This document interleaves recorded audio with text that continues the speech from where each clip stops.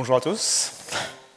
Donc bienvenue dans cette conférence sur le fait divers et un peu plus précisément le protocole ActivityPub. Donc merci d'être venus nombreux pour écouter cette présentation. Donc avant de commencer, je me présente rapidement. Je m'appelle Antoine Després. Je suis développeur chez Slickteam. Donc Slickteam, une ESN rennaise. Si jamais vous ne connaissez pas, vous voulez discuter avec nous, on a un stand dans le couloir, n'hésitez pas à passer. Vous pouvez me suivre sur le fait divers, sur le pseudo wahoo@framapiaf.org. Alors peut-être que ce format de pseudo de réseaux sociaux ne vous parle pas, mais pas de panique, on est là pour en parler justement. Donc je vais essayer de vous expliquer ça. Donc je vous propose de faire un petit rappel historique, présenter les généralités, ce que c'est le fait divers, quelles sont les différentes applis, à quoi ça ressemble. Ensuite, on essaiera de voir comment ça fonctionne techniquement, quels sont les protocoles qu'il y a derrière. Et enfin, quand même, parce que tout n'est pas parfait, on verra quelques limites et problèmes liés à ce protocole. Donc, d'abord, avant d'aller un peu plus loin dans le sujet, s'il y en a qui ne savent pas du tout ce que c'est le fait divers, c'est un réseau social. Je sais, encore un. Mais quand même, celui-là, il est un petit peu particulier. Je sais, lui aussi, c'est la promesse qu'on a tous les ans pour les nouveaux réseaux sociaux. Et si jamais il y en a qui ne savent pas du tout ce qu'est un réseau social, eh ben, tant mieux pour vous, c'est peut-être pas plus mal comme ça. Donc il y en a peut-être qui connaissent Mastodon. Donc si on veut résumer très très grossièrement, le fait divers, c'est Mastodon, mais quand même pas que. Donc on va faire un tout petit peu d'histoire pour voir d'où est né le fait divers. Donc on va remonter au début des années 2000. À l'époque où il y a eu un phénomène qui s'est installé, c'est la naissance des réseaux sociaux qu'on connaît tous aujourd'hui, enfin, presque tous je pense. Donc ça a commencé principalement avec MySpace et Facebook, qui sont arrivés à peu près en même temps, début des années 2000, donc 2003-2004, puis ça a été suivi un peu après par Twitter. Donc à l'époque, c'était un concept assez nouveau, ou tout du moins assez peu connu du grand public. Mais ça a quand même bien marché assez rapidement, au point qu'à la fin des années 2000, donc en 2009, on a ce genre de stats d'utilisation. Donc pour Facebook, on est à 70 millions de visiteurs par mois, MySpace 60 millions et Twitter qui est quand même bien derrière à 6 millions. Donc c'est les trois plus connus de l'époque. C'est des chiffres qui peuvent paraître assez faibles par rapport à ce qu'on pourrait connaître aujourd'hui. Il faut juste garder en mémoire qu'on est en 2009. On n'a pas tous un ordinateur connecté à Internet dans notre poche. Donc ça reste quand même pas mal. Surtout que c'était hyper croissant. Et si on regarde plus précisément pour Facebook, alors je vais parler quand même pas mal de Facebook dans cette intro. J'ai rien en particulier contre eux, enfin pas plus qu'envers les autres. Mais c'est juste que c'est assez facile de trouver des données sur Facebook. Donc si on regarde l'évolution de Facebook, on voit assez bien l'évolution. Donc là, on est sur le nombre d'utilisateurs actifs, il me semble. Donc fin des années 2000, on disait on était un peu moins de 100 millions, et très rapidement, genre en 2010, on a déjà dépassé les 500 millions. Donc ça va vraiment très très vite. Et ça, à l'époque, ça commençait déjà à inquiéter pas mal de personnes, parce qu'il y a eu quelques problèmes liés à tout ça. Donc je pense que la plupart d'entre vous connaissez déjà ce genre de problème. Je vais en résumer quelques-uns, il y en a plein d'autres. C'est juste pour faire un petit rappel, savoir de quoi on parle. Le premier, le plus évident, je pense, c'est le respect de la vie privée. Facebook et les autres, ce sont des entreprises qui ont besoin de gagner de l'argent, donc elles ont un modèle économique. Leur modèle économique, c'est de vous envoyer de la publicité ciblée, et donc pour cibler cette publicité, elle va devoir collecter vos données personnelles pour connaître vos habitudes, ce que vous aimez, qu'est-ce qui pourrait vous intéresser, etc. Donc ça peut poser un gros problème parce que leur modèle économique, ça va être d'accumuler le plus possible de données sur tout le monde. On peut se dire, ok, c'est pas grave, c'est les données que j'envoie à Facebook, je suis conscient que j'envoie des données à Facebook, ou à Twitter, ou à LinkedIn, ou Instagram, peu importe. Certes, on peut être conscient qu'on en envoie, alors parfois on n'est pas conscient qu'on en envoie autant, mais surtout on peut se dire qu'on envoie ça parce qu'on leur fait confiance aujourd'hui. On ne sait pas ce qui peut se passer demain. Un réseau social peut se faire racheter. Je ne dis pas que c'est déjà arrivé. Ça peut se faire racheter par une personne qui n'est pas très responsable et on ne sait pas trop ce qu'il va faire de nos données. Ça arrive. Ensuite, un autre gros problème, ça va être le contrôle de l'information. De plus en plus, les gens passent beaucoup de temps sur les réseaux sociaux. Pardon. Parfois, ils s'informent exclusivement sur les réseaux sociaux. Et du coup, ces réseaux sociaux, vu qu'ils ont un quasi-monopole sur ce que vous regardez, ils peuvent choisir les informations auxquelles vous avez accès. Et donc, par ce biais, des entreprises privées ont un contrôle quasi total sur l'opinion publique. On peut penser que c'est bien, moi personnellement je trouve que c'est pas terrible, mais après chacun fait son interprétation. Lié à ça d'ailleurs, il y a eu plusieurs affaires de manipulation d'élections, c'est assez connu je pense, aux États-Unis ou ailleurs, un peu partout dans le monde. Il y a des candidats à des élections qui ont été mis plus en avant que d'autres sur les réseaux sociaux. Ouais, donc c'est quand même pas foufou. Et en dernier point rapide, il y en a plein d'autres, mais ça va être toutes les histoires de fuite de données. Comme je disais, on peut faire confiance par exemple au réseau auquel on donne ces données, mais l'informatique, c'est pas infaillible, je pense que tout le monde ici en est à peu près conscient. Parfois, les données qu'on stocke dans nos bases de données, elles fuient, il y a des fuites, ça part sur Internet, et n'importe qui peut y accéder. Et à ce moment-là, on ne sait pas ce que les gens qui vont y accéder pourront faire avec nos données. Donc voilà un peu les problèmes qui sont liés aux réseaux sociaux. Et donc là-dessus, en fait, il y a des gens qui se sont posés des problèmes. Qu'est-ce qu'on peut faire? Donc un truc qui se fait assez souvent dans le domaine du logiciel libre notamment. Alors je dis surtout pas que le domaine du libre ne fait que ça, hein, mais ce qui se fait assez souvent, c'est de proposer des alternatives à des produits déjà existants. Et c'est plus ou moins ce qui va être fait là, sauf que là, il y a quand même quelques contraintes. Déjà, pour proposer une alternative qui soit viable, il faudra que ce soit viable techniquement. A priori, là, ça paraît pas trop compliqué quand même. Je pense que vous, comme moi, enfin beaucoup d'entre vous sont développeurs comme moi. Un réseau social, on s'inscrit, on crée un compte, on peut créer des contacts, poster des messages. Ça va. Niveau fonctionnalité, je pense, c'est abordable.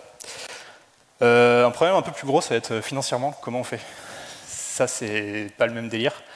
Parce que les gens qui développent des logiciels libres, c'est pas des Facebook ou Twitter ou Google. Ils n'ont pas les mêmes budgets. Donc si on veut proposer ce genre de service à beaucoup de monde, ça va être compliqué. Donc là, premier problème. Donc on va le voir un peu plus tard quelles ont été les solutions qui ont été choisies. Mais en gros, une solution qu'on peut voir assez facilement, ça va être de répartir les coûts. Comme un seul acteur ne pourra pas supporter le coût total d'hébergement ou de maintenance d'un service de type Facebook, peut-être qu'on peut essayer de répartir les coûts sur plusieurs acteurs pour que ce soit plus abordable. Et surtout, quand même, il faut qu'il n'y ait pas les problématiques associées aux réseaux sociaux qu'on vient de voir, tout ce qui est problème de vie privée, tout ça. Donc là aussi, comment on peut faire? On va voir que ça va s'entremêler un peu avec le problème financier. Donc en répartissant les coûts, on verra qu'on arrivera aussi à répartir un peu la responsabilité du contrôle de nos données chez plusieurs acteurs. Et donc on en arrive aux faits divers. Donc c'est une des solutions qui existent pour pallier aux problèmes dont j'ai parlé plus tôt. Donc je vous propose de voir un peu plus en détail le cas du fait divers, ce que c'est. Donc on l'a dit, c'est un réseau social, certes, mais fédéré. Ça, c'est un concept très important, qui n'est pas forcément très bien connu. Donc je vous propose d'expliquer un peu ce qu'on entend par fédéré, par une fédération de réseaux sociaux. Donc une fédération, ça va être un ensemble de logiciels décentralisés et qui communiquent en suivant un même protocole. Donc là encore, on a deux notions assez intéressantes, je pense. Donc ça va être décentralisé et même protocole. Donc décentralisé, ça veut dire qu'on va pouvoir avoir plusieurs instances d'un même logiciel. C'est-à-dire que le même logiciel pourra être installé sur plusieurs serveurs, qu'on appellera une instance, et toutes ces instances pourront communiquer ensemble. Donc si on prend l'exemple des réseaux sociaux qu'on connaît bien, actuellement, si vous voulez vous connecter sur Facebook, vous allez sur facebook.com, vous créez un compte, vous vous connectez, vous envoyez des messages sur facebook.com. C'est la seule possibilité. Avec un réseau qui ne serait pas décentralisé, il pourrait y avoir plusieurs instances de facebook.com. Par exemple, il pourrait y avoir un facebook.antoine.com. Et donc vous inscrivez sur mon réseau. Et comme ça, il n'y aurait pas le patron de Facebook, l'entreprise Facebook, qui pourrait vous bannir de son facebook.com parce que vous êtes inscrit sur facebook.antoine.com. Donc c'est ça que la décentralisation va permettre, de répartir un peu le pouvoir des différents acteurs. Et enfin, même protocole, ça c'est assez simple à comprendre, je pense, c'est que tous les logiciels qu'on va pouvoir développer vont se baser sur un protocole qui sera commun, donc potentiellement pourront communiquer ensemble. Donc là encore, on peut reprendre un exemple avec les réseaux qu'on connaît. Aujourd'hui, vous avez un compte Facebook. Si vous voulez envoyer un message à quelqu'un qui est sur Twitter, il vous faut un compte Twitter. Si les deux travaillaient via le même protocole, peut-être qu'on pourrait, depuis Facebook, envoyer un message à quelqu'un qui, lui, a un compte Twitter. Peut-être qu'on pourrait partager les messages que quelqu'un a postés sur Twitter. Donc voilà, donc c'est ce que permettrait un même protocole. Et donc les deux ensemble, ça va former une fédération. Donc depuis différents logiciels, on peut interagir sur différents serveurs. Et comme ça, c'est pratique. On a tout réparti à la fois les coûts et les responsabilités, parce qu'il n'y a plus un seul gros acteur qui cumule les données de tous les utilisateurs, mais c'est réparti chez un peu plein de monde. Donc aujourd'hui, ça repose essentiellement sur des logiciels libres. Donc les plus connus, ça va être Mastodon, Peertube, Lemmy, PixelFed, il y en a plein d'autres. Donc pour l'exemple, donc Mastodon, c'est pour faire du microblogging, donc un petit peu comme Twitter. Peertube, ça va être pour du partage de vidéos, un peu comme YouTube. Lemmy, c'est pour du forum de discussion, un peu à la Reddit. PixelFed, c'est du partage de photos, comme Instagram. On verra un peu plus tard, je ferai une démo de ces différents logiciels. Et tout ça fonctionne en suivant un même protocole qui s'appelle ActivityPub, dont on détaillera un peu plus le fonctionnement par la suite. Donc si vous avez suivi un peu ce que j'ai dit sur la fédération, là, normalement, vous devriez vous rendre compte que des autres exemples de fédération, ça existe déjà depuis très longtemps. Par exemple, les plus connus, ça peut être surtout l'email, XMPP un peu moins. Donc XMPP, c'est un protocole de chat qui est un peu moins utilisé. Mais l'email, qui est, je pense, connu de tous, c'est vraiment une fédération. On s'imagine bien que, par exemple, moi, j'ai une adresse mail chez ProtonMail, je peux envoyer sans problème un message à quelqu'un qui a un compte Gmail. Ça marche très bien, et je ne pense pas que les deux fassent tourner le même code. Je ne peux pas aller vérifier, mais ça m'étonnerait. Et ça se passe à peu près bien. Donc le fait divers, un petit historique, ça a commencé à arriver dans les années 2008. À l'époque, c'était quand même assez discret, encore plus qu'aujourd'hui, je veux dire. Par Statusnet, qui aujourd'hui est un peu plus connu sous le nom de GNU Social. C'était vraiment le premier logiciel à peu près populaire de réseau social fédéré et qui implémentait son propre protocole, du coup, qui s'appelle Open Microblogging Protocol, qui aujourd'hui a été renommé en OStatus. En 2010, un autre qui a percé un petit peu, on peut dire, c'est Diaspora, qui lui utilisait un protocole custom également. En 2016, là c'était un peu une petite révolution, il y a Mastodon qui est sorti, qui a plutôt bien percé et qui est pas mal utilisé aujourd'hui. Au début, il utilisait le protocole OStatus, puis quand ActivityPub a été standardisé en 2018, donc Mastodon a implémenté le protocole ActivityPub. Et enfin, dans l'historique, j'ai mis Peertube parce que c'est une initiative française, donc ça me faisait plaisir d'en parler. Donc, Peertube qui a été développé par Framasoft et qui est sorti en 2018, si je ne me trompe pas, ou le projet a commencé en 2018. On va un peu pour l'historique, donc ça a commencé en 2008 et après il y en a plein d'autres qui sont arrivés. Jusqu'à avoir aujourd'hui quand même pas mal de produits existants. Alors je suis désolé, c'est un petit peu petit, de toute façon je vais vous détailler tout ça. Donc on a plein de fonctionnalités qui existent dans le fait divers pour plus ou moins reproduire les réseaux sociaux que le grand public connaît déjà. Par exemple pour le microblogging, donc tout ce qui va être un peu équivalent à Twitter, on a Mastodon, le plus connu, et on peut avoir Pleroma aussi, qui est pas mal connu. Pour le partage de vidéos, il y a Peertube, la musique, Funkwhale. Pour le partage de photos, on a PixelFed, j'en ai parlé. Il y en a plein d'autres. Un truc un peu moins connu aussi pour les personnes qui auraient un blog sous WordPress. Il existe depuis quelque temps un plugin officiel de WordPress pour intégrer son blog à ActivityPub.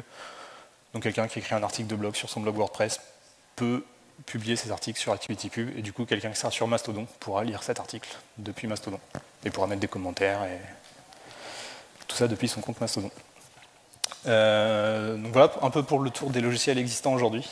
Je vous proposais de faire une petite démo pour vous montrer un peu à quoi ça ressemble, ce que permet le fait divers aujourd'hui, et notamment ces interactions entre différents logiciels. Mais avant ça, je tiens à clarifier quand même un petit point de vocabulaire. Il faut bien faire la distinction entre des logiciels, des instances et tout le fait divers. Souvent, dans les personnes qui parlent de Mastodon, souvent on dit ouais j'ai un compte Mastodon, mais en fait c'est un peu approximatif de dire ça. On a un compte sur une instance de Mastodon, Mastodon et le logiciel. Donc moi pour ma part j'ai un compte chez Framapiaf, qui est l'instance de Mastodon hébergée par Framasoft. Et donc l'ensemble de toutes ces instances, que ce soit des instances Mastodon, des instances PixelFed, PeerTube, etc., ça va former ce grand réseau qu'on appelle le fait divers. Petite démo, on va voir à quoi ça ressemble. Hop, si ça va bien. Donc, est-ce qu'on voit à peu près? Oui. Donc là, j'ai ouvert deux fenêtres. À gauche, on a Framapiaf, donc qui est une instance de Mastodon. Et à droite, on a une fenêtre, donc en noir, une fenêtre de PixelFed. Alors, je pense que les confusions entre j'ai un compte Mastodon, j'ai un compte PixelFed, c'est un peu lié à ça. C'est une instance de PixelFed qui s'appelle pixelfed.fr. Donc ça aide à entretenir la confusion, je vous l'accorde. Donc ce qu'on peut faire, donc pour illustrer un peu le propos que je tenais précédemment, PixelFed, c'est du partage de photos, on peut publier une photo. J'ai un follower sur PixelFed, c'est un compte que j'utilise pas du tout. Mon follower, c'est mon compte Mastodon. Mais du coup, ça va être très bien pour illustrer cette démo. Donc, normalement, si je vous ai pas menti, quand je vais poster ma photo sur PixelFed, elle devrait apparaître dans mon feed sur Framapiaf. Donc on va essayer, comme on est sur Internet et que je suis quelqu'un de très original, je vais envoyer une photo de mon chat. Un truc pas mal, globalement sur pas mal d'outils du fait divers, c'est qu'il y a pas mal d'options d'accessibilité qui sont prises en charge. Notamment là, quand on met une photo, donc le premier champ c'est la description, et le champ qui vient juste après c'est pour mettre un alt texte, donc une description de la photo pour les personnes avec des déficiences visuelles. Faites pas comme moi, là je vais pas en mettre, c'est juste pour la démo. Il y a aussi un truc pas mal, on peut taguer un contenu comme étant sensible, donc il apparaîtra flouté par défaut dans les feeds, et il faudra activer ce truc-là pour la faire apparaître. Voilà, pareil pour la démo, on ne va pas forcément la mettre. Et donc là, si je poste, donc à droite, je viens de poster la photo de mon chat. On est sauvé, tout va bien. Donc qui vient d'apparaître sur la gauche. Donc là, sur la gauche, je suis connecté sur une instance de Mastodon, et on voit bien le post qui a été fait par Antoine, pixelfed.fr. Donc ça, c'est le compte que j'ai sur la droite. Et on voit bien la photo de mon chat. Alors c'est vraiment mon chat, il a vraiment 3 pattes, c'est pas une photo générée par IA. Vous inquiétez pas, il vit bien. Du coup, pour aller jusqu'au bout de l'intégration, si on suit un peu la promesse, on devrait pouvoir commenter la photo depuis mon instance Mastodon. Essayons de faire ça. Donc là, j'ai écrit un commentaire sous la photo du chat. Hop, 3 pattes, ça sent le chat GPT. L'humour. Donc normalement, ce commentaire devrait apparaître partout où mon post a été publié, donc je devrais le voir sur PixelFed. Alors sur PixelFed, c'est un peu pas pratique, il faut refresh la page, mais magie, mon chat est bien là. Enfin, mon commentaire est bien là.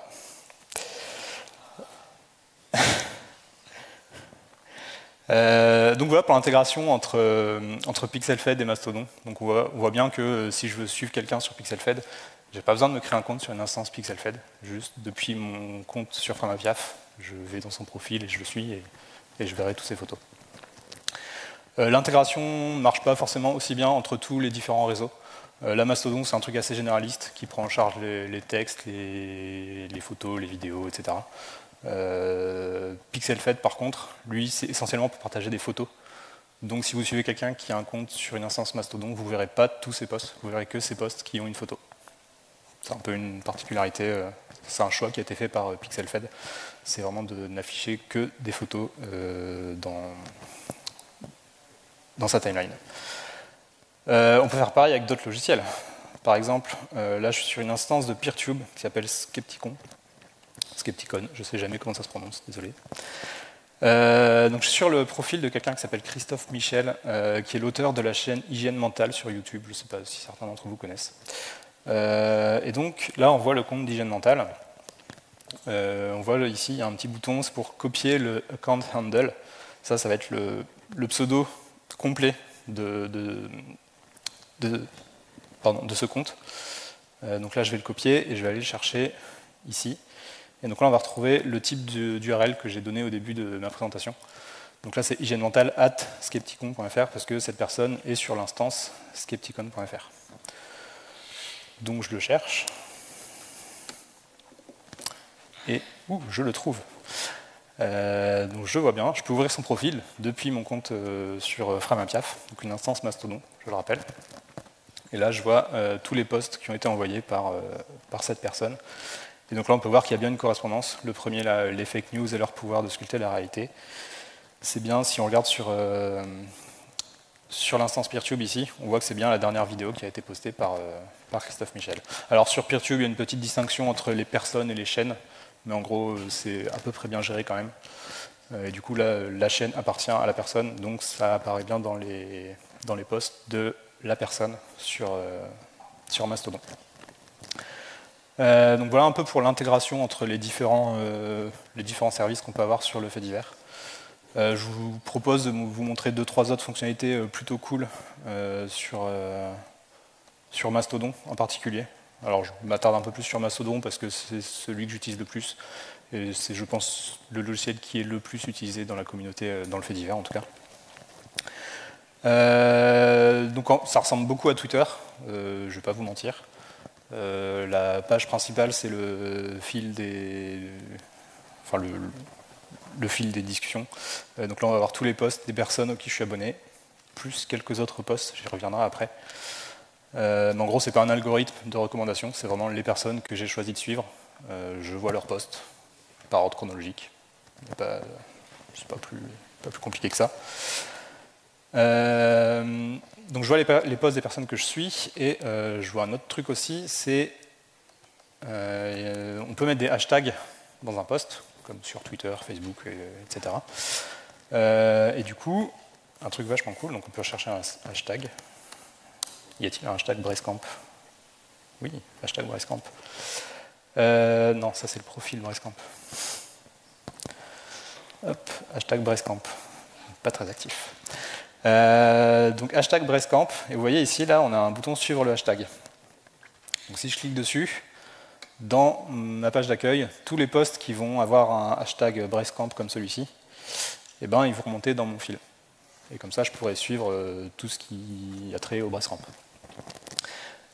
Ça, pour moi, c'est vraiment une feature essentielle dans Mastodon, parce qu'on entend souvent dire ouais, bah, t'es bien gentil à vouloir me faire venir sur le fait divers, mais il n'y a personne. Alors déjà, c'est faux. Hein. Depuis le début du Breizkamp, j'ai fait quelques confs, j'ai vu au moins 3-4 speakers qui avaient un lien vers son compte du fait divers, donc il n'y a pas personne.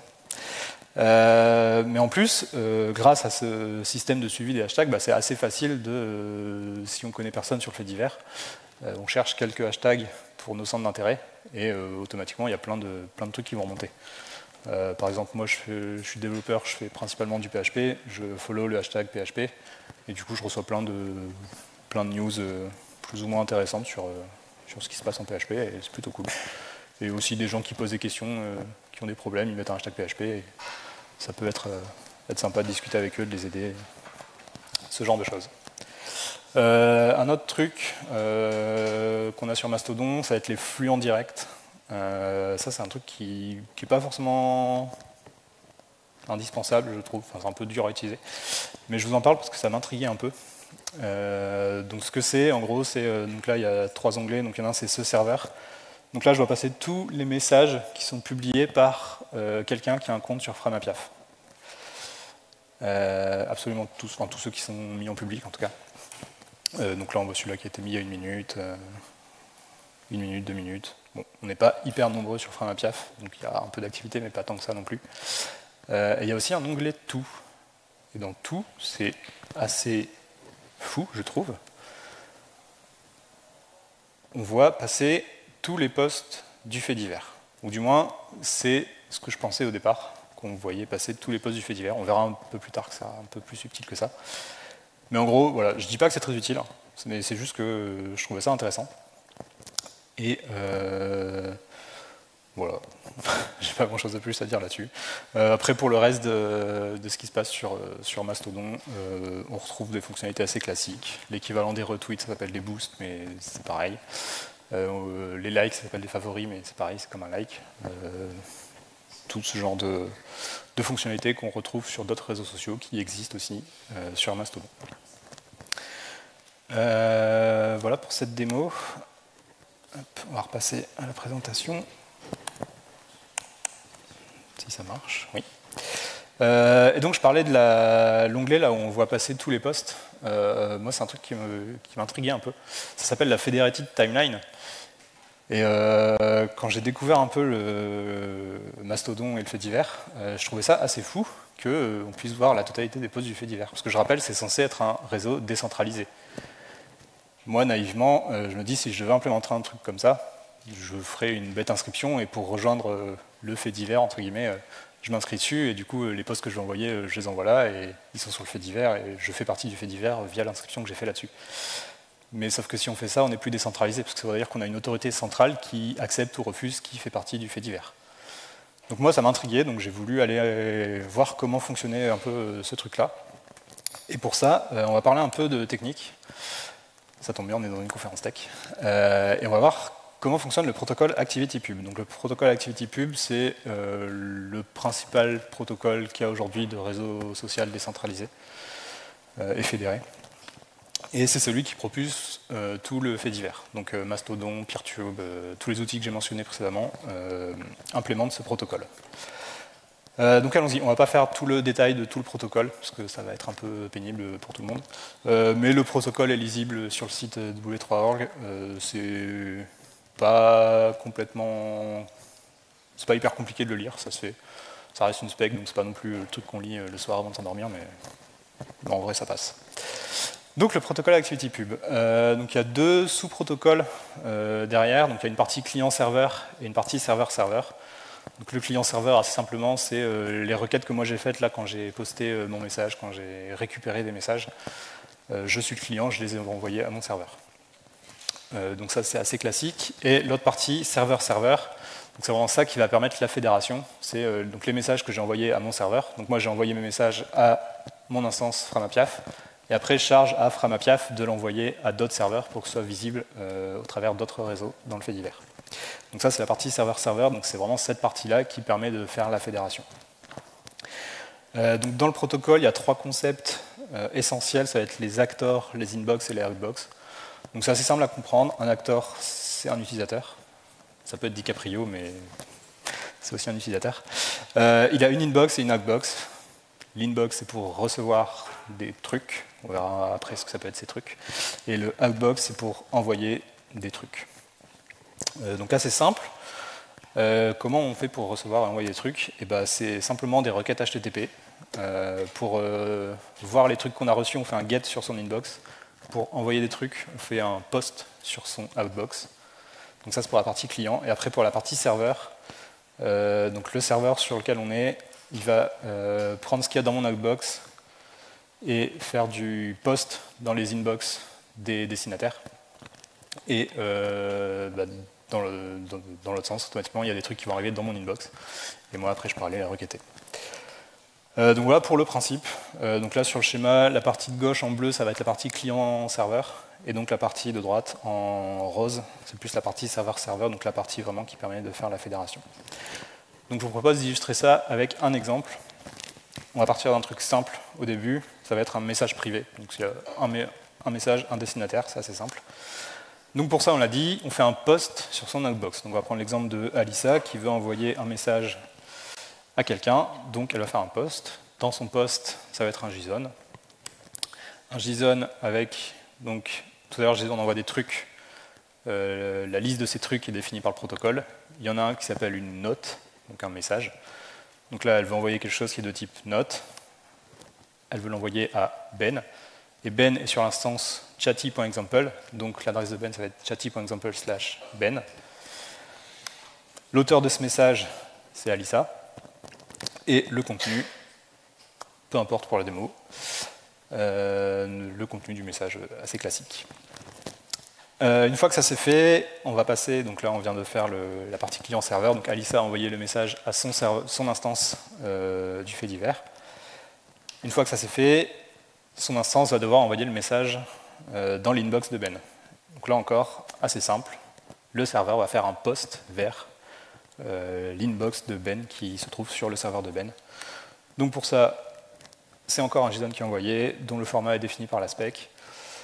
Cette fois, c'est un type create, on veut créer quelque chose dans l'inbox de Ben, et ce qu'on veut créer, ça va être l'objet que Alissa venait d'envoyer. Donc là, c'est la note avec donc, qui est l'auteur Alissa, qui est destinataire Ben, et le contenu qu'elle avait choisi. Donc en plus du message, on remet à qui on veut l'envoyer. Donc là, c'est à Ben. Et actor, donc c'est l'auteur du message, c'est Alissa, qui se trouve d'ailleurs sur l'instance social.example. Du coup, le message va arriver dans l'inbox de Ben, et après, Ben n'aura plus qu'à faire un get sur son inbox, et il verra son message. Donc ça, c'est cool, mais c'est un peu simple, parce que c'est un message privé. On va voir que c'est pas beaucoup plus compliqué pour des messages publics. Je vous propose de vous montrer ça. Donc cette fois, Alissa va envoyer un message public. Donc, comme quand j'ai posté la photo de mon chat, c'était un message public. Donc, elle va de nouveau envoyer une note, donc toujours un message. Comme c'est un message public, elle veut que tous ses followers puissent le voir. Donc elle l'envoie à ses followers. Donc il y a un truc qui s'appelle une collection. Donc c'est sur le serveur d'Alissa, il y a une collection /followers sur le profil d'Alissa, donc c'est la liste de tous ses followers. Il y a aussi un attribut, ici on voit ActivityStream public. Ça c'est un tag spécifique qui dit que ce post est public. Donc ça va être envoyé aux followers d'Alissa, mais tout le monde aura le droit de voir ce message. Et le contenu, mais ça peu importe. Donc le message est parti dans la box d'Alissa. Maintenant, le serveur d'Alissa va devoir l'envoyer à tous les followers d'Alissa pour qu'ils puissent voir le message. Donc si on part du principe que les followers d'Alissa, c'est Ben, Alice et Bob, si on suit la même logique que précédemment, eh ben, le serveur d'Alissa va faire un truc simple. Donc là, Alissa a envoyé son message. Le serveur d'Alissa va envoyer le message dans l'inbox de Ben, dans l'inbox d'Alice et dans l'inbox de Bob. Très bien, ça marche. Mais là, on va vite avoir un problème, parce que si Alissa a beaucoup de followers, le serveur d'Alissa va devoir faire beaucoup de requêtes. Donc, ça risque de poser quelques problèmes. Pour ça, il y a une première solution qui est proposée par ActivityPub. Je ne sais plus si c'est Mastodon spécifiquement ou ActivityPub, je crois que c'est le protocole qui fait ça. En gros, il y a un concept de shared inbox. Donc on a vu, il y a les inbox de tous les acteurs, mais chaque instance a sa shared inbox. Ce qui fait que, en fait, quand je vous ai dit que Alissa, elle avait Ben, Alice et Bob comme followers, c'est pas faux, mais c'est pas complet. En fait, elle a bien Ben, Alice et Bob, mais Ben, il est sur chatty.example, et Alice et Bob sont tous les deux sur mastodon.example. Donc en fait, dans mon exemple, quand le serveur d'Alissa envoie la donnée à Alice et à Bob, en réalité, il l'envoie sur le même serveur. 2 fois. Donc autant l'envoyer une fois. Et ben c'est ça que permet la shared inbox en fait. Le serveur d'Alissa, il va envoyer juste une fois le message à la shared inbox du serveur de Alice et Bob, et après ce sera à la charge du serveur d'Alice et Bob d'envoyer dans les inbox des personnes destinataires du message. Donc ça c'est assez cool, ça réduit la charge. Et ça marche plutôt pas mal. Pour revenir à mon problème de tout à l'heure, je ne sais pas si vous vous souvenez, ce qui m'intriguait, moi c'était la federated timeline, le fait qu'on voit passer tous les messages du fait divers. En fait, on ne voit pas passer tous les messages du fait divers. Si vous vous souvenez, quand Alissa a envoyé un message public, elle avait mis un tag ActivityStream public. Et après, le message est parti dans les shared inbox des serveurs de ses followers. Et ben, en fait, c'est juste comme ça que fonctionne la federated timeline. Tous les messages que va recevoir le serveur, parce qu'il y a quelqu'un sur ce serveur qui suit la personne qui a envoyé un message, s'ils sont tagués publics comme ça, et ben ils vont apparaître dans la federated timeline. Et donc on garde bien un système décentralisé. On n'a pas besoin de s'inscrire quelque part pour intégrer le fait divers. Il suffit juste d'avoir des followers. Et c'est envoyé aux instances de ces followers. Je ne vais pas aller plus loin dans le protocole, mais il y a d'autres concepts quand même qui sont qui existent, notamment toutes les autres interactions qu'on a l'habitude de voir sur les réseaux sociaux, les follow, les likes, les shares, les reposts, les boosts, ce qui est l'équivalent des retweets sur Twitter. Dans le protocole, ça s'appelle des announces, mais c'est toujours le même principe. C'est un acteur qui fait une requête post vers son Knockbox avec un type spécifique dedans, et après c'est le serveur qui l'envoie au destinataire. J'ai pas non plus parlé de sécurité. S'il y en a qui ont été un peu attentifs, ça va vous faire tilt que si on a juste ça, n'importe qui peut se faire passer pour n'importe qui. Il y a bien un truc qui est défini dans le protocole pour spécifier que les requêtes doivent être signées, les serveurs doivent gérer l'authentification de leurs utilisateurs, etc. Donc c'est pas open bar, question usurpation d'identité, pas de panique. Donc voilà un peu comment fonctionne le protocole. Donc c'est plutôt pas mal, mais pour autant, tout n'est pas parfait. Tout n'est jamais parfait. Notamment, un des plus gros problèmes qui peut se poser, ça peut être un problème de charge sur les serveurs. Une citation que j'ai vue, je ne sais plus de qui c'était, désolé à lui, s'il se reconnaît, s'il entend ça, c'est que si quelqu'un voulait casser le fait divers, il n'aurait qu'à le rejoindre. Je vais illustrer un peu ça un peu plus tard, enfin juste après. Bon, petit disclaimer quand même, il casserait que son instance, il ne casserait pas tout le fait divers. Mais du coup, pourquoi il y aurait ce phénomène? Pour vous expliquer ça, je vous propose de prendre un exemple tout à fait fictif, tout à fait imaginé. On peut prendre l'exemple de quelqu'un qui est très populaire et qui choisirait de rejoindre le fait divers. Et par exemple, il vient d'un autre réseau social, au hasard Twitter. Il dit sur Twitter, il fait un post « Hey, j'ai rejoint le fait divers, venez me suivre là-bas ». Ok, donc plein de monde arrive pour le suivre sur le fait divers. Donc ça, c'est le scénario qu'on aurait. Donc quelqu'un sur le fait divers qui a des millions, centaines de millions de followers. Et ce quelqu'un posterait un message sur le fait divers. Vu que c'est quand même le but, c'est d'envoyer des messages. Donc je vous propose de prendre un exemple. Si on appelait cette personne par exemple Elon, au hasard. Donc Elon, il a ses millions de followers. Il envoie son message dans son Knockbox. Très bien. Donc son serveur va devoir l'envoyer à tous ses followers. Il a beaucoup de followers. Donc potentiellement, ils ne sont pas forcément tous sur la même instance. Il y aura beaucoup d'instances impliquées. Et donc, pour chaque instance sur laquelle Elon a des followers, il faudra envoyer un message à chaque instance. Il a beaucoup de followers, donc ça va faire beaucoup de requêtes. Très bien. Ça, c'est premier point. Ensuite, si quelqu'un répond à ce message, parce que, admettons, Elon, c'est quelqu'un qui dit plein de dingueries et que forcément, ça crée des réactions, les gens vont répondre à son message. Donc, première personne, donc on voit là sur la gauche, Elon Fanboy, il envoie une réponse à son message, donc il envoie un message dans son inbox qui va partir vers le serveur d'Elon, vu que c'est quand même une réponse au message d'Elon. Le problème, c'est que le serveur d'Elon, lui, il voudra que tous les utilisateurs qui suivent Elon voient la réponse à ce message. Donc, quand le fan d'Elon il va envoyer une réponse au message d'Elon, c'est le serveur d'Elon qui va envoyer plein de requêtes au serveur de tous les followers d'Elon. Et donc ça marche de la même manière pour un like. Une réponse ou un like, ça va être un message par instance de followers d'Elon. Donc, Elon, il a beaucoup de followers, il a posté encore une dinguerie, donc ça fait plein de réponses. Première réponse, beaucoup de messages. Deuxième réponse, beaucoup de messages, beaucoup de messages, beaucoup de messages. Ça peut vite atteindre des chiffres assez délirants. Par exemple, en admettant que Elon ait 10 millions de followers, répartis sur 1000 instances.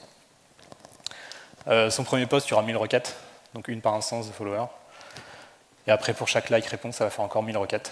Donc si en quelques minutes, il a 100 réponses, et le serveur d'Elon, il se retrouve à devoir faire 100 000 requêtes assez rapidement, et donc ça va vite poser problème. Malheureusement, à ma connaissance, il n'y a pas tellement de solutions à l'heure actuelle, à part, est-ce qu'on a vraiment besoin dans le... Alors déjà, le problème ne se pose pas aujourd'hui dans le fait divers, parce que, à ma connaissance, il n'y a pas de personne autant populaire.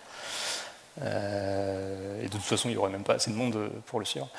Mais du coup, ouais, ce qu'il faut retenir de ça, c'est que est-ce que c'est vraiment le genre de réseau qu'on veut, qui ait autant de personnes autant populaires. Si c'est le cas, bah, peut-être que les personnes qui entraînent autant de requêtes, peut-être que ça serait à elles d'apporter un peu d'aide financière pour héberger tout ça. Un autre problème, ça va être la visibilité des posts. On l'a vu, on voit que ce qui arrive sur notre instance. C'est le cas dans certains cas pour les réponses sous un post, et du coup on ne voit pas forcément toutes les réponses qu'il y a sur un post. Par exemple, là je prenais l'exemple des followers d'Elon, eux ils verront bien toutes les réponses, mais si moi je ne follow pas Elon, mais que quelqu'un a retweeté son post et que je le vois moi sur mon instance, bah, je ne verrai pas forcément les réponses de tous ces followers, parce que personne ne suit ces followers sur mon instance.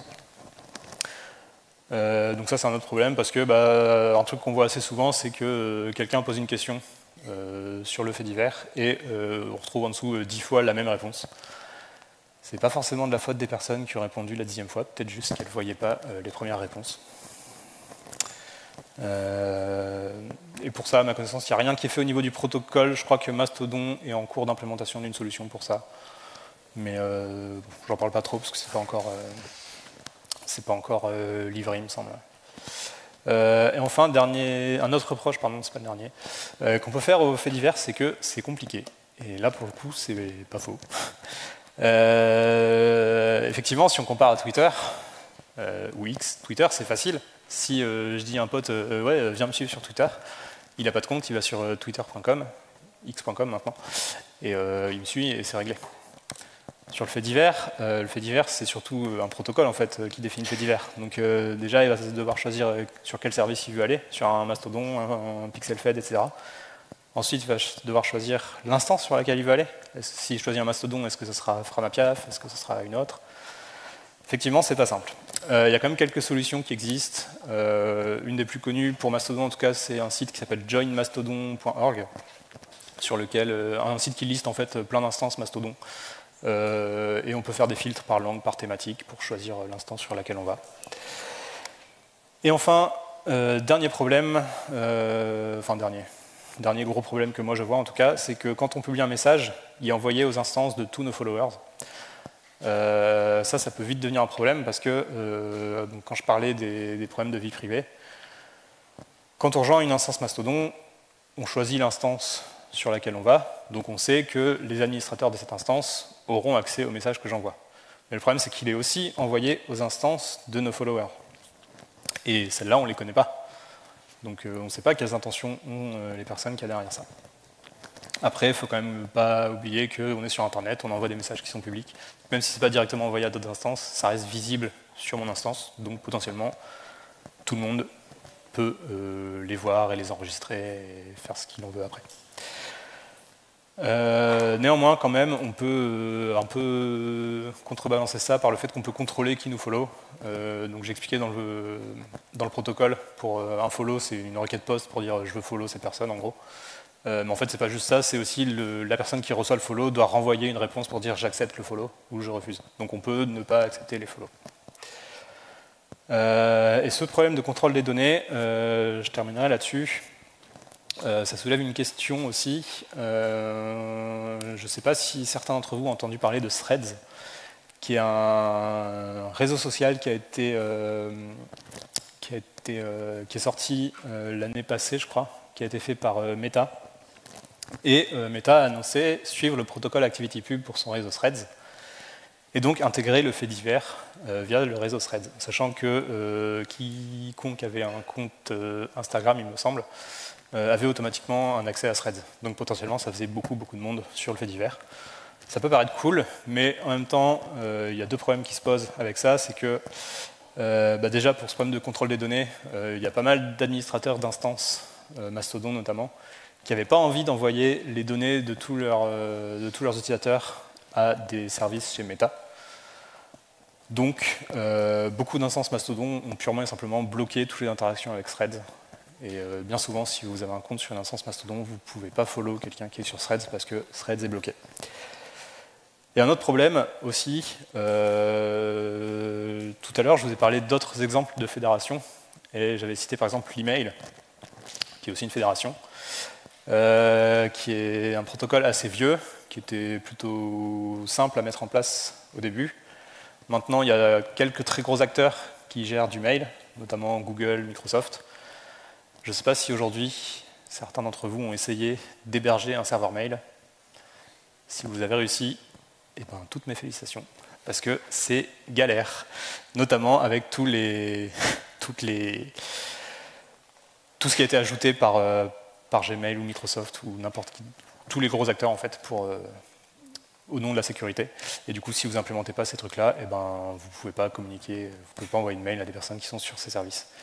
Et donc, c'est aussi une des raisons pour lesquelles Threads est bloqué sur pas mal d'instances, c'est qu'on n'a pas envie qu'un très gros acteur s'accapare un peu, entre guillemets, le protocole ActivityPub et fasse un peu sa loi, et qu'après, du coup, faut se plier à leurs envies pour pouvoir quand même communiquer avec le reste du monde. Donc en conclusion, je dirais que moi je trouve ça plutôt cool, le fait divers. Par contre, faut quand même faire attention, ça serait bien que ça reste cool, et pour ça, peut-être que le prix à payer, c'est de rester un peu en petit comité, ou du moins pas en très très gros comité, en acceptant des très gros acteurs comme Threads. Merci à tous pour votre attention. Si vous voulez me poser des questions, m'envoyer un feedback, sur ce QR code, c'est un lien vers un post que j'ai fait sur Mastodon qui contient d'autres liens, dont le feedback. Il y a aussi les slides de cette presse, si ça vous intéresse. Voilà. Merci beaucoup.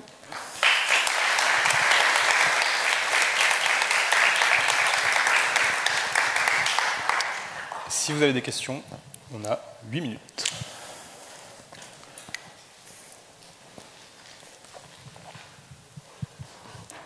Bonjour.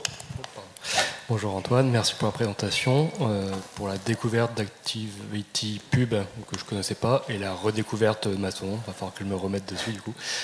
J'ai une question concernant les charge serveurs dont tu as parlé, le côté où il y a un gros acteur du coup, qui arriverait avec beaucoup de followers. On peut imaginer aussi peut-être, alors c'est une question, je ne connais pas du tout le protocole, mais comme c'est un service décentralisé, on peut imaginer que plus c'est décentralisé, plus il y a d'instances, mieux c'est. Mais au niveau des requêtes, ça voudrait dire aussi qu'on augmenterait le nombre de requêtes par chaque instance qui voudrait publier vers les autres. Est-ce qu'il y a quelque chose qui est prévu par le protocole ou Mastodonte lui-même? Imaginez des shared inbox, deux shared inbox, ou je ne sais pas. Ouais, à ma connaissance, non. Mais effectivement, c'est un gros problème et c'est un peu paradoxal parce que le but à la base, c'était de répartir un peu sur plein d'instances.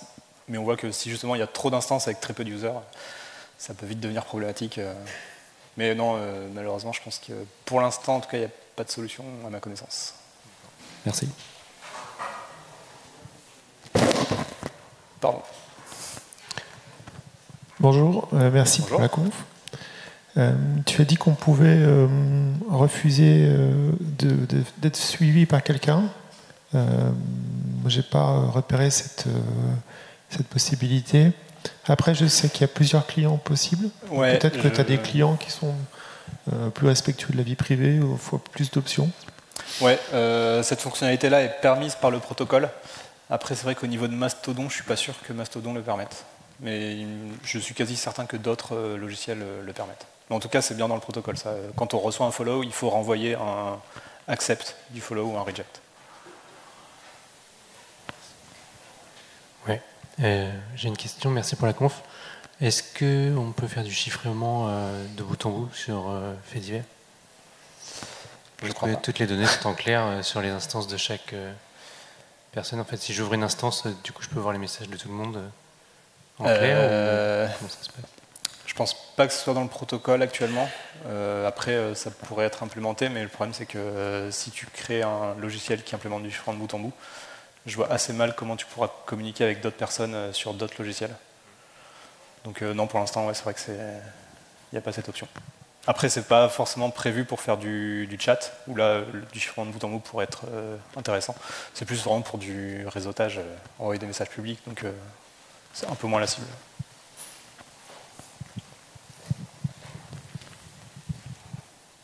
Ouais, bonjour, merci, c'était très cool.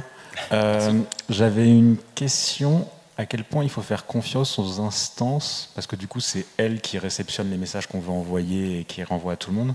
Est-ce que quelqu'un peut avoir une instance un peu trafiquée et envoyer d'autres messages que ceux que la personne a voulu envoyer à tout le reste, ou il y a un truc prévu pour être sûr que le message n'est pas trafiqué au milieu? Faut faire confiance à l'instance. Après, une instance peut assez facilement, je pense, selon ce que permet l'instance, peut faire passer un utilisateur de son instance pour un autre de son instance, mais ne pourra pas usurper l'identité de quelqu'un qui est sur une autre instance. Ouais. Et ça veut dire que du coup, quand on choisit une sur laquelle on va, il faut lui faire confiance. C'est ça. Par exemple, moi je suis sur Framapiaf, admettons que Framapiaf est malveillant, l'administrateur de Framapiaf pourrait poster des messages en mon nom. Ouais. Donc, il n'y a pas besoin forcément de faire confiance aux autres instances, mais à la sienne. C'est ça. Quand même. Ok. Merci. Il y a un système de validation des instances pour qu'ils puissent intégrer le réseau? Non. Du coup, n'importe qui peut créer une instance? Non, ça marche dans l'autre sens. Par contre, on peut couper l'accès à une instance. Par exemple, moi, je suis sur Framapiaf, ils ont bloqué Threads parce qu'ils ne voulaient pas communiquer avec Threads. Mais par défaut, non, tout le monde... Après, je pense que si tu administres un serveur Mastodon, tu peux choisir de ne te fédérer avec personne et seulement accepter quelques-unes. Mais non, sinon, par défaut, si tu configures rien, c'est complètement ouvert. Du coup, par rapport au protocole, vu qu'on a vu qu'on pouvait envoyer et dire qui envoyer, ça veut dire que si je crée une instance Pipo et qu'après je dis que j'envoie un message en tant avec ton nom, en créant n'importe quelle instance, je peux envoyer en ton nom même si c'était pas sur mon instance? Non, parce que en fait, mon instance, elle stocke une clé de chiffrement qui est associée à mon compte. Et en fait, toi, tu connaîtras pas, si tu crées ton instance, tu connaîtras pas cette clé de chiffrement. Et du coup, tu ne pourras pas chiffrer les messages avec ma clé. Enfin, ma clé, qui n'est pas hébergée par moi, qui est hébergée par Framapiaf. Mais en gros, Framapiaf, quand elle va envoyer un message, elle va le chiffrer avec ma clé qu'elle stocke. Et donc, la personne qui va recevoir ce message va requêter Framapiaf pour obtenir la clé publique et valider que ça a bien été émis par la personne qui dit avoir publié ce message. Donc c'est pour ça, forcément, pour valider que le message vient bien de quelqu'un de chez Framapiaf, l'instance qui recevra le message va faire une requête à Framapiaf. Tu ne pourras pas détourner cette requête pour que la requête vienne vers toi, en fait. Et normalement, tu n'as pas ma clé privée, donc ça devrait aller. Bonjour, merci. J'ai une question peut-être un peu naïve, mais je ne pratique pas du tout. Tu as cité tout à l'heure des sites qui te permettaient de sélectionner les instances en fonction des thématiques. Donc j'imagine que ces sites regroupent des gens avec des affinités. La question que j'ai, c'est est-ce que le choix de l'instance finalement ne va pas amener un biais dans les messages qu'on va recevoir, les flux qu'on peut avoir, un peu comme les algorithmes d'alimentation de flux, même si c'est un peu plus indirect? Oui, c'est vrai. C'est le même genre de problème qu'on peut retrouver sur d'autres services où finalement on va se créer une bulle de filtre. La petite nuance là, c'est qu'on va se la créer soi-même, a priori la bulle de filtre. On aura nous-mêmes choisi l'instance et la thématique sur laquelle on va. Ce n'est pas un algorithme qui aura choisi de nous recommander telle ou telle thématique. On peut prendre éventuellement une dernière question ?